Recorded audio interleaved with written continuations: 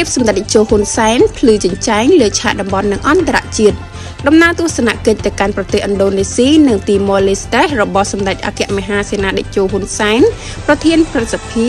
នៃព្រះរាជាណាចក្រកម្ពុជាគឺជាព្រឹត្តិការណ៍ប្រវត្តិសាស្ត្រថ្មីមួយទៀតដែលមានអត្ថន័យដ៏ធំធេងមហិមាសម្រាប់កម្ពុជានិងតំបន់អាស៊ីអាគ្នេយ៍ទាំងមូលតាមរយៈការទទួលបដិសណ្ឋារកិច្ចដ៏វិសេសវិសាលនិងតាមរយៈពាក្យពេចន៍របស់មេដឹកនាំនៃប្រទេសម្ចាស់ផ្ទះទាំងពីរក៏ដូចជាគ្រឿងឥស្សរិយយសដ៏ខ្ពង់ខ្ពស់ដែលសម្ដេចទទួលបានសបញ្ជាក់យ៉ាងច្បាស់ថាវីរភាពសម្ដេចជោហ៊ុនសែនបន្តរះចិញ្ចែងលើឆាកតំបន់និងអន្តរជាតិនៅឥណ្ឌូនេស៊ីក្រៅពីទទួលបដិសណ្ឋារកិច្ចប្រកបដោយកិត្តិយសចំពោះសម្ដេចតេជោហ៊ុនសែនយ៉ាងអធិកធមក្រៃលែងនោះប្រធានាធិបតីឥណ្ឌូនេស៊ីអាយដាមប្រាបូវ៉ូសូប៊ីយ៉ាន់តូបានហៅសម្ដេចតេជោថាជារដ្ឋបុរសដ៏មានបទពិសោធន៍នៅអាស៊ីអាគ្នេយ៍ថ្នាក់ដឹកនាំព្រឹទ្ធសភានិងរដ្ឋសភាឥណ្ឌូនេស៊ីក៏បានផ្ដល់តម្លៃយ៉ាងខ្ពង់ខ្ពស់ដល់សម្ដេចតេជោហ៊ុនសែនក្នុងនាមជារដ្ឋបុរសដ៏មានឥទ្ធិពលនិងបានកោតសរសើរមិនដាច់ពីមាត់ពីវីរភាពរបស់សម្ដេចក្នុងការបុព្វហេតុជាតិមាតុភូមិដែលទាញកម្ពុជាពីភាពកំសត់ទុរគតដ៏គួរឲ្យអាណិតអាសូរមកជាប្រទេសដែលមានមុខមាត់លើឆាកតំបន់និងអន្តរជាតិ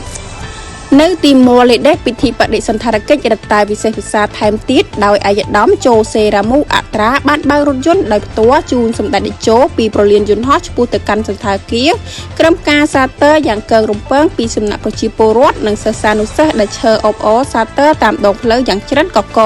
អាយដាមប្រធានាធិបតីបានហៅសម្ដេចតេជោហ៊ុនសែនថាជាអ្នករំដោះជីវិតប្រជាពលរដ្ឋខ្មែរនិងជាស្ថាបនិកកសាងកម្ពុជាសម័យទំនើបជាមិត្តដ៏ល្អអស្ចារ្យរបស់ទីម៉ូឡេដេសអាយដាមប្រធានាធិបតីក៏បានបំពាក់គ្រឿងឥស្សរិយយសថ្នាក់ខ្ពស់បំផុតជូនសម្ដេចប្រធានព្រឹទ្ធសភាកម្ពុជាក្នុងឋានៈជាឥស្សរជនដែលមានគុណបំណាច់និងចូលរួមពិធីទានយ៉ាងធំធេងចំពោះទីម៉ូឡេដេសមិនមែនមានតែថ្នាក់ដឹកនាំប្រទេសទាំងពីរទេដែលបានផ្ដល់តម្លៃនិងគោរពយ៉ាងខ្លាំងដល់សម្ដេចតេជោហ៊ុនសែនបែបនេះប៉ុន្តែបណ្ដាប្រទេសផ្សេងទៀតទាំងនៅក្នុងតំបន់និងក្រៅតំបន់ក៏ផ្ដល់តម្លៃដូចគ្នាផងដែរគុណតម្លៃនេះស្ដែងចេញតាមរយៈការលះបង់និងស្នាដៃដឹកនាំរបស់សម្ដេចតេជោហ៊ុនសែនដែលបានតស៊ូយកជីវិតធ្វើជាទុនដើម្បីសង្គ្រោះជីវិតខ្មែររាប់លាននាក់ចេញពីសេចក្តីស្លាប់បានកសាងប្រទេសឡើងវិញពីគំនរផេះផង់ឲ្យរីកចម្រើនយ៉ាងឆាប់រហ័សមិនដែលធ្លាប់មានក្នុងប្រវត្តិសាស្ត្រសម័យទំនើបជាង500ឆ្នាំចុងក្រោយនិងបានបញ្ចប់សង្គ្រាមដែលអូសបន្លាយជិត3សតវត្សរ៍ហើយនឹងដឹកនាំនៅសន្តិភាពពេញលេញជូនប្រទេសជាតិតាមរយៈនយោបាយឈ្នះឈ្នះសម្ដេចក៏បានចូលរួមវិភាគទានយ៉ាងច្រើនសម្រាប់ផលប្រយោជន៍តំបន់